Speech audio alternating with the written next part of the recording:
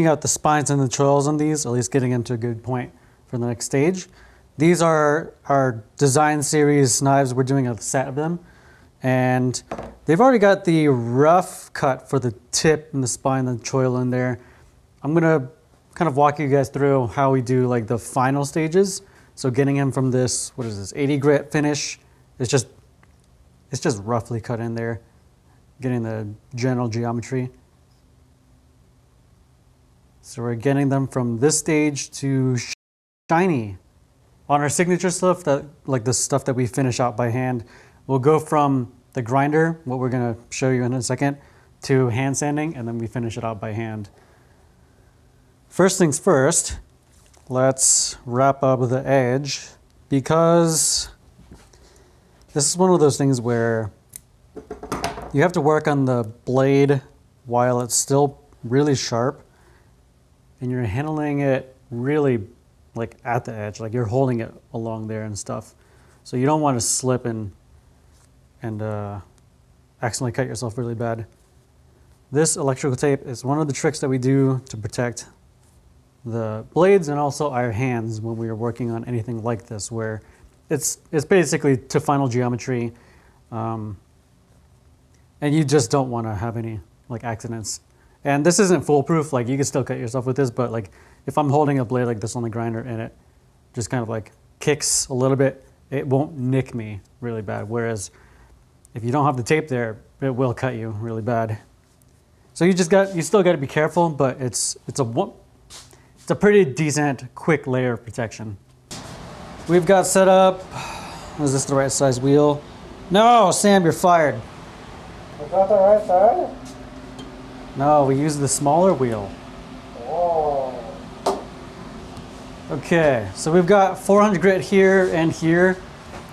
We're jumping from 80 grit to 400, which is a pretty big jump, but the surface area that you're working with is pretty small. Like you're not grinding a big section, so we can make those jumps to an extent.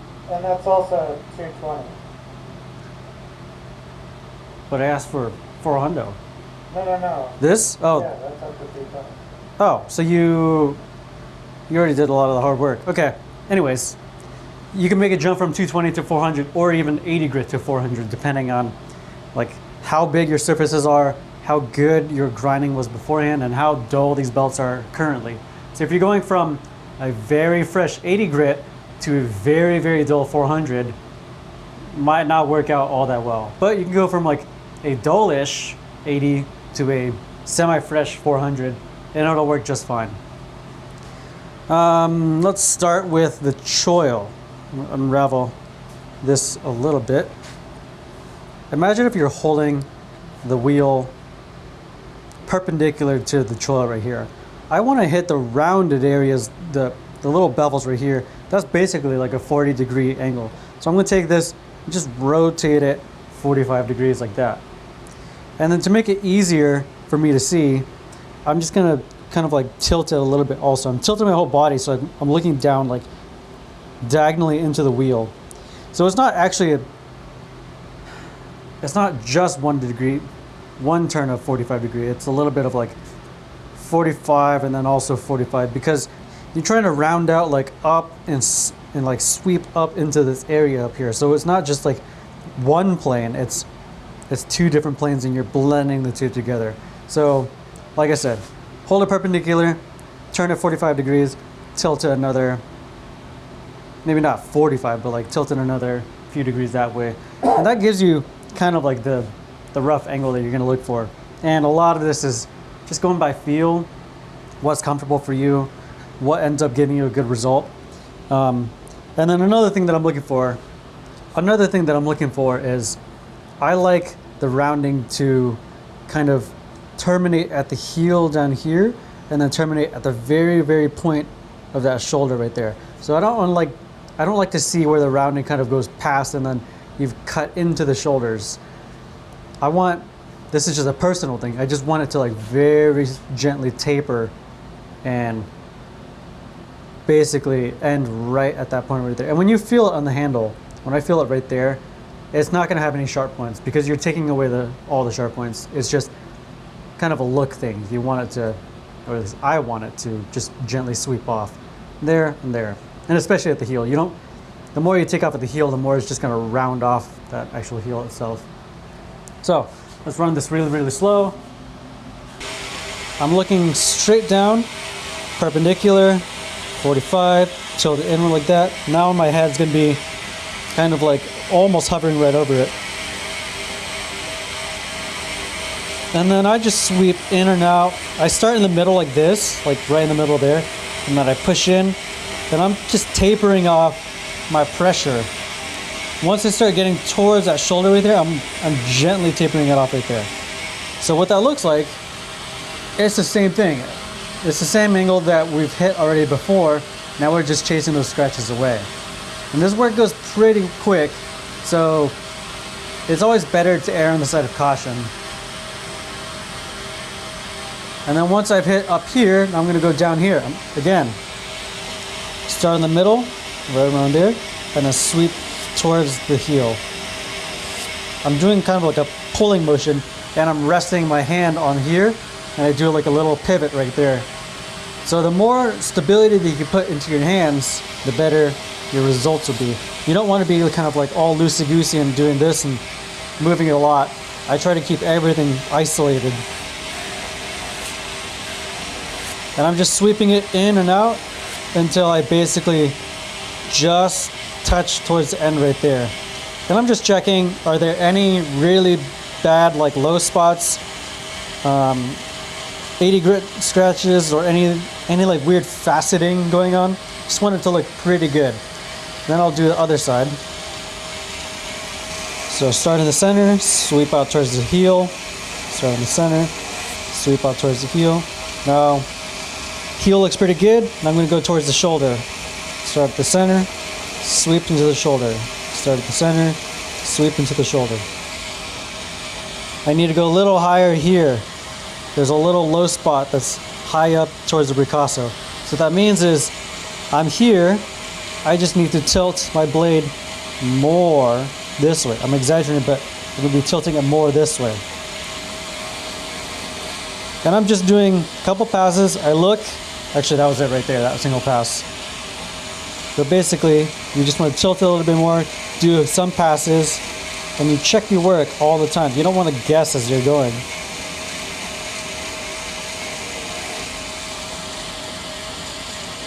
Now, once I've got the two main 45-degree bevels, now I'm just going to start blending towards in the middle right there.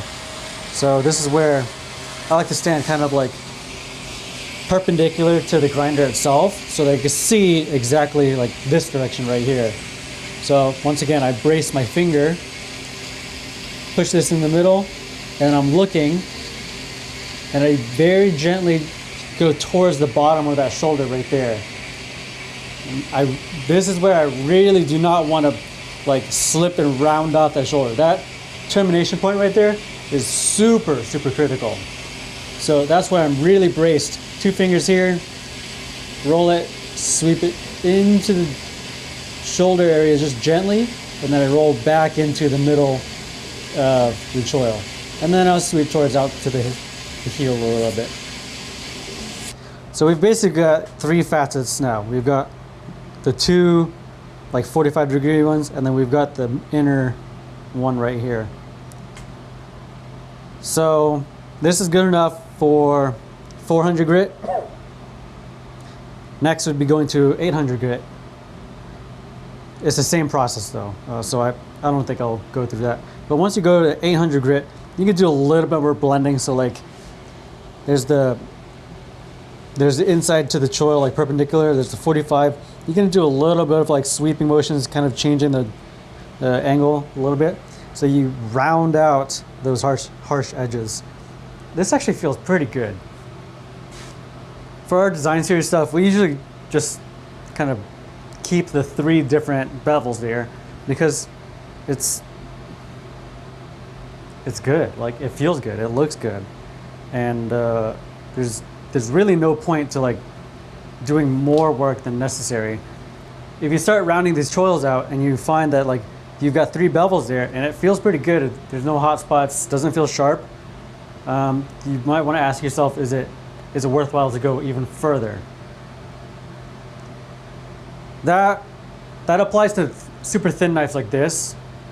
Once you start working with knives with like really beefy spine thicknesses and stuff like that, then doing 3 separate bevels, you can get a sharper ridge, and that's when it's kind of like a better scenario to round out everything. So on thin knives, 3 bevels just fine because they're all so close together and it feels good. On thick knives, that's kind of where you'll want to play around a little bit. So let's show a little bit of the spine. This is also a 400 grit belt. So with the spine, if your spine is, like if you're sighting down the spine like here and it's dead nuts flat, like there's no sort of curve or break in the angle there, it's a little bit trickier to do a nice like continuous curve on the spine.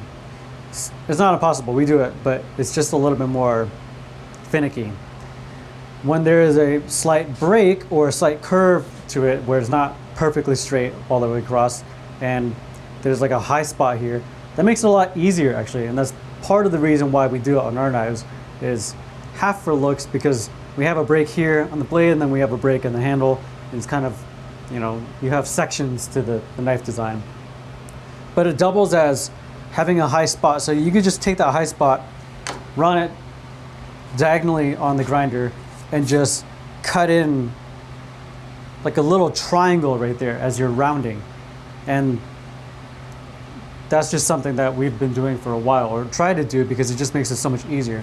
When you don't have a high spot in the spine, then you have to gently sweep in and out to have that like really nice tapered, rounded cut towards the shoulder. Because again, I like for there to be a little bit of consistency with the rounding from the choil to the spine. So I don't want to have all my rounding like go past and cut into the shoulder too much. A little bit's okay. And honestly, it's a look thing. Like I said, like if you want to round all the way back, you can. It's just visually I like seeing everything kind of like tapering and stuff like that. So this one is mostly straight. There's a little bit of high spot, but it's not going to give us that advantage. So what we do in this scenario is basically take a belt and overhang the edge off of the platen a little bit. So when I run this edge of the belt is going to overhang maybe like 1/8 of an inch off of the edge of the platen, and then I basically just take the knife and sweep up into it and just creep up the rounding until I just touch the shoulder. You don't want to do this early with an 80 grit belt, because by the time you finish it out, you are going to cut into the shoulder. So 80 grit belt, I go until it's almost touching, and then I slowly start pushing that point further and further towards the shoulder. So let's start it.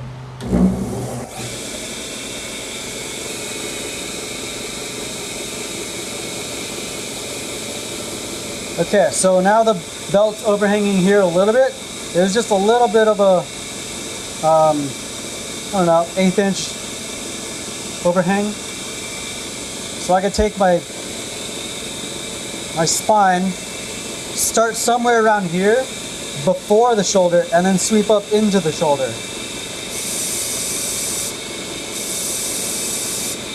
Like that. And then I check my work. I see where the new shiny spots are, if I'm hitting too high or too low, and then I go from there.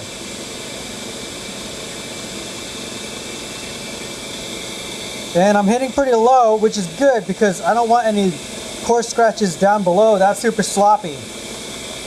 But I do need to kind of rock it towards the top, because at the higher spot, there's some coarse scratches still.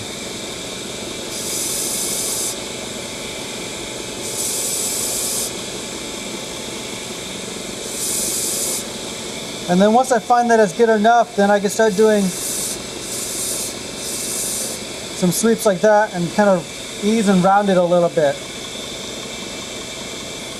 That looks good on that side, now we'll bring it to the other.